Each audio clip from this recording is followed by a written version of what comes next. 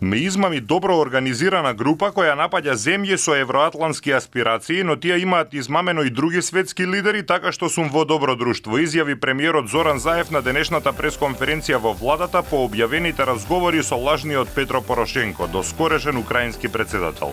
Јас сум жртва на мојата отвореност, рече Заев. Според него, дел од објавените разговори се сечени и лепени. Руски комичари синоќа на YouTube објавија 3 телефонски разговори кои ги водат со Заев, представувајќи му се како украинскиот председател. На едниот од разговорите Заев мисли дека разговара и со генералниот секретар на НАТО Јенс Столтенберг. Разговорите според руските комичари Вован и Лексус се водени во август 2018 и во јануари и април годинава. Првиот разговор е воден на фиксниот телефон во владата, а другите два преку мобилната апликација WhatsApp, рече Заев. Ова е еден од оние обиди за директна штета на нашите стратешки интереси да го завршиме процесот за нашето членство во НАТО. Тоа се добро организирани структури за ширење влијанија во интерес на трети страни.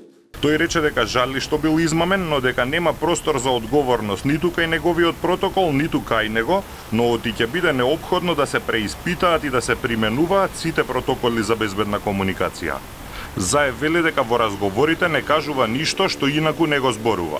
За делот од разговорот во кој вели дека е подготвен да му даде 100.000 евра во кеш на вселенскиот патриарх Вартоломеј, Заев вели дека е сечен и лепен за да се доведе во таков контекст. И еден дел од контекстот на кој што разговараме е автокефалност. Сосема друг дел е колку треба се подржи верските заедници, колку треба се подржат. Јас знаете дека бев и на суд заради градење на црква во Струмица. Моето семејство лично, јас имам 14 цркви изградено, 3-4 џамии помогнато. Ги помагам заради тоа што за мене тоа се Божји домови, јас сум верник.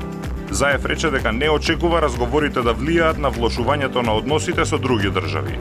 Поранешниот министер за надворешни работи Антонио Милошовски пак обвини дека се работи за сериозен дипломатски скандал кој нанесува штета на државата и побара оставки.